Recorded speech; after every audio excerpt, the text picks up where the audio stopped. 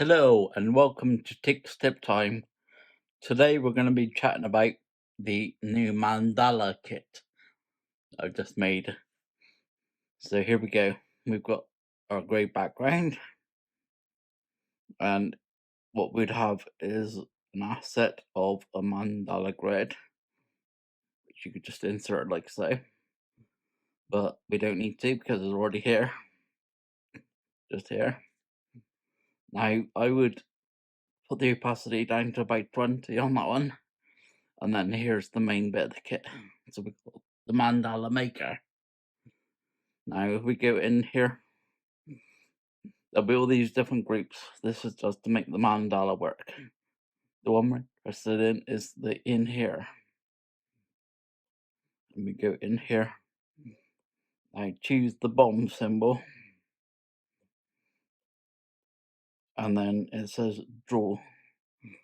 And that actually says draw with vector brush, but it doesn't give us enough letters.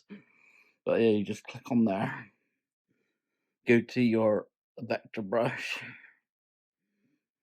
And then pick whatever vector brush you want.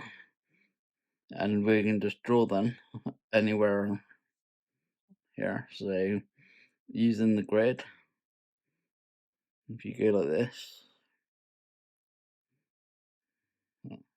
excuse my hand, it's really bad. You get the idea.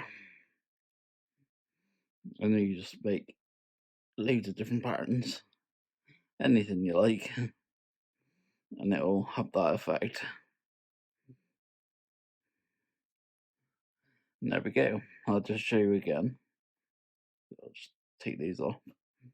So using the vector brush, we can just go from the middle out to a point of the grid, then out to another point of the grid.